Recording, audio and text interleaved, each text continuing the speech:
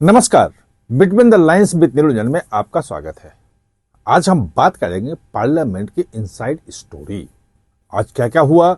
बहुत कुछ हुआ। थोड़ा पेशेंस से और डिटेल में सुनिएगा, क्योंकि आज जो आप सुनेंगे वो से समझ में आएगा कि डिलिमिटेशन और महिला आरक्षण और एफसीआरए, ये तीनों विधेयक के बारे में कहां पे डेडलॉक है, दोनों पार्टियां कांग्रेस और केजरीवाल के बीच में क्या क्या बातचीत हुई है और सरकार आगे क्या प्लान कर रही है।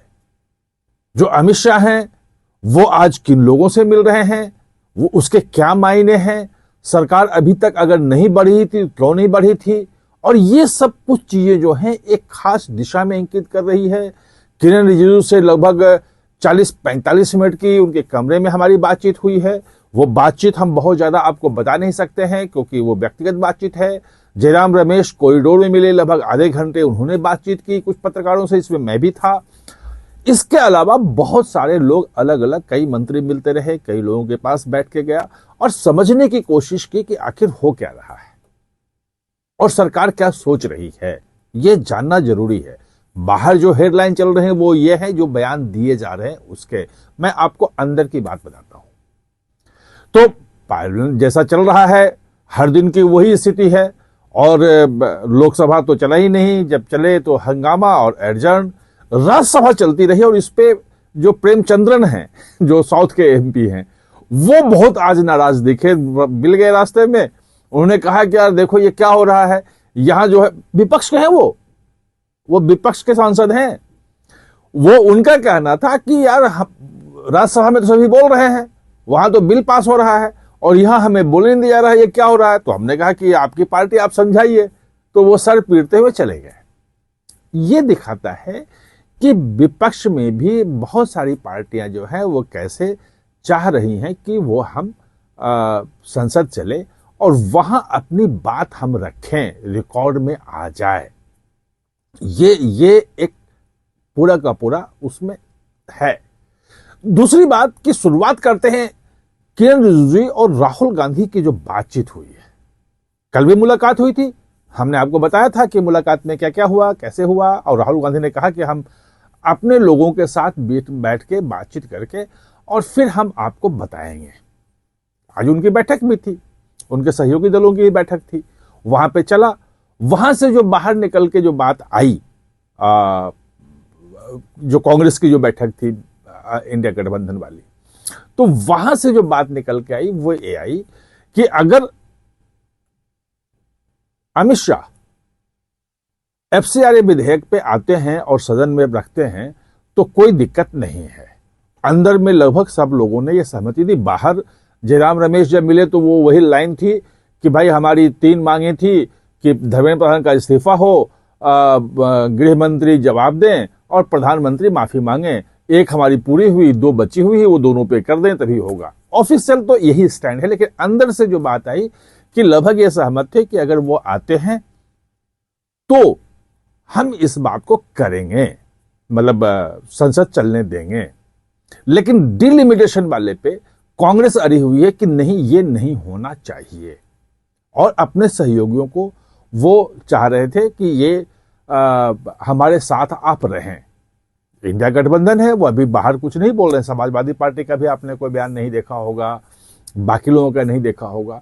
तो राहुल गांधी और जो किरण रिजिजू की जो बातचीत हुई, वो बातचीत फोन पे हुई। आज आमने सामने मुलाकात, जैसे कल 50 मिनट की मुलाकात हुई थी, वैसे मुलाकात नहीं हुई। वो करीब 10-15 मिनट का टेलीफोन पे कन्वर्सेशन हुआ, क्योंकि आज कैबिनेट की बैठक थी और किरण रिजिजू कैबिनेट में भी बिजी थे। तो जो बताया गया वो कि वो जो बैठक, वो जो बातचीत हुई टेलीफोन पे, उसमें नई शर्त रखी राहुल गांधी ने, और उन्होंने कहा कि इस पूरे मुद्दे पे 3 विधेयकों पे खासतौर पे बातचीत हुई है। एक तो एफसीआरए वाले पे, दूसरा विमेन रिजर्वेशन, और उससे जुड़ा हुआ जो तीसरा है वो डिलिमिटेशन। तो इस पे राहुल गांधी ने कहा कि भाई हमें तो वो चाहिए, ऑल पार्टी मीटिंग बुलाइए और सभी पार्टियां वहां पे अपना पक्ष रखें, सभी को मौका मिलना चाहिए, और उसी के बाद ये सब कुछ होगा कि वो क्या चाहते हैं। किरण रिजिजू का कहना था उस टेलीफोनिक कन्वर्सेशन में कि हम सब पार्टियों से बातचीत कर चुके हैं। 2-3 पार्टियां केवल छूटी हैं, वामपंथी छूटे हैं, आम आदमी पार्टी से नहीं हुई है और टीएमसी से नहीं हुई, टीएमसी का जो बचा हुआ धड़ा है उससे नहीं हुई। बाकी तो 20 जो है उनके एमपी आ ही चुके हैं nationalist citizens party of India के थ्रू एनडीए में। तो सबसे बड़ी बातचीत हो गई है, कांग्रेस ही एक बची है जिससे हमें बातचीत करनी है, इसलिए हम आपसे बातचीत कर रहे हैं, किरण रिजिजू ने कहा। तो उन्होंने कहा नहीं, हम आपकी बात ये नहीं मानेंगे, ऑल पार्टी मीटिंग बुलानी ही पड़ेगी, उसी के बाद सब कुछ चलेगा। और जो किरण रिजिजू हैं उन्होंने कह दिया कि ऑल पार्टी मीटिंग की कोई जरूरत नहीं है। यानी कि जो कल से कन्वर्सेशन शुरू हुआ था, जो बातचीत शुरू हुई थी, वो बातचीत कहीं ना कहीं जाके अटक गई ऑल पार्टी मीटिंग के ऊपर। अब सवाल ये उठ रहा है कि अगले 4-5 दिन में क्या होना है। कल शुक्रवार है और शुक्रवार को तो ऐसा कुछ खास नहीं है, कुछ 1-2 बिल जो है महत्वपूर्ण जो है वो रखे जाएंगे, लेकिन एफसीआरए पे और डिलिमिटेशन और इस पे जो मैंने समझने की कोशिश की और जो मुझे समझ में आया उनकी बात ये कि अब सरकार आर पार के मूड में है। एक बड़े मंत्री के पास बैठा था, हमने कहा कि इसमें क्या करेंगे आप, क्या कल आ सकता है? बोले कि आज भी हम फैसला ले सकते हैं, रात में कल भी ले सकते हैं, हम एक बार बैठेंगे और हमें अब फैसला लेना है, हम इस पे आगे जाएंगे, हम ऐसे छोड़ नहीं सकते हैं। तो हमने कहा कि भाई अभी तक क्यों छोड़ा हुआ था, अभी तक छोड़ने का क्या मतलब था? तो उनका कहना था कि ये मैसेज नहीं जाना चाहिए कि हम लोगों में अपोजिशन को आउटरीच नहीं कर रहे हैं, हम बातचीत नहीं कर रहे हैं और मनमाने तरीके से बिल पास करवा रहे हैं। हम उनका सहयोग मांग रहे हैं, वो सहयोग करें तो अच्छी बात है, वरना सरकार का है इंपॉर्टेंट बिल है वो तो पास होगा ही। यानी कि अगला जो 4 दिन है, सोमवार, मंगलवार, बुधवार और गुरुवार, जो संसद का है, 9, 10, 11, 12, 13 को संसद का ये मानसून सत्र समाप्त हो रहा है।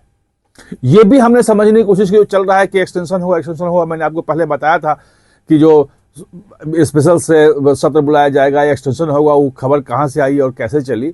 आज भी साफ साफ मना किया कि अभी तक कोई फैसला नहीं है, हम इस बिल को हमें पास करवाना है किसी स्थिति में, और बिल को पास करवाने के लिए हमारे पास 4 दिन काफी है। जिस दिन हम चाहेंगे पेश करेंगे, शाम तक उसमें वो हो जाएगा, वोटिंग हो जाएगा, बिल पास हो जाएगा एक सदन से, अगले दिन दूसरे सदन में हो जाएगा, और दूसरे सदन में जब वो हो रहा होगा तो फिर हम ये भी ले आ सकते हैं डिलिमिटेशन, और ये भी ला सकते हैं। उनका कहना था कि संख्या हमारे पास पूरी है, संख्या पूरी है हमारे पास, और कौन कौन से पार्टियां सब हमें समर्थन कर रही है, मैंने पहले डिटेल हमारे पुराने वीडियो में जाइएगा तो कि कैसे 2/3 बहुमत के करीब पहुंच रहे हैं, मैंने डिटेल आपको बताया था, वो बहुत लंबी बात हो जाएगी। जो एक सवाल जो सबसे बड़ा था, मैं सरकार के मूड का देखिए, कैसे मूड सरकार किस मूड में है, ये इससे आपको समझ में आएगा, इसलिए मैंने कहा कि वीडियो लास्ट तक देखिएगा। जो सरकार, हमने जब सवाल पूछा कि आप जो संविधान संशोधन विधेयक, खासतौर पर डिलिमिटेशन वाला, आप एफसीआरए तो पास करवा लेंगे, हंगामा हो चाहे कुछ भी हो, लेकिन वो जब तक वोटिंग नहीं होगा तब तक पास नहीं होगा, और वोटिंग तब तक नहीं होगा जब तक वो हाउस ऑर्डर में रहे, शांति न रहे, हंगामे के बीच हो नहीं सकता। तो उन्होंने कहा कि मार्शल की व्यवस्था होती है और जो हंगामा करेगा उसको हम बाहर कर देंगे। तो हमने कहा यार 100-150 जो है वो विपक्ष में एमपी हैं, सबको आप बाहर कर देंगे? तो बोले जब आएगी इसी तो देखा जाएगा, हमें बिल पास करवाना है। इसका मतलब आप समझ सकते हैं कि सरकार किस तरफ, किस दिशा में जा रही है। इस बीच में एक बात और जो है, अभी बैठक वो शुरू नहीं हुई, कुछ जब डिटेल आएगा तो मैं हो सकता अलग वीडियो बनाऊं। अमित शाह कि ये जबरदस्ती किया जा रहा है एफसीआरए और सबको नुकसान हो जाएगा, ये गलत बात है। मैंने सुबह आपको भी बताया था, इंडियन एक्सप्रेस की खबर के हिसाब से समझाया था। आज वो जो Catholic bishop conference of India एक संगठन है, उसके प्रतिनिधियों से मिल रहे हैं शाम को। लंबी बातचीत होगी, जो विधेयक है, जो भ्रांतियां हैं वो सब दूर करने की कोशिश होगी, और जो लोग वो कहेंगे क्या वादा होता है, कैसे होता है, ये हम आपको बैठक के बाद जब आएगा तो डिटेल में हम आपको बताएंगे, जैसे पता चलेगा वैसे। आप हमारे साथ जुड़े, इसके लिए बहुत बहुत धन्यवाद।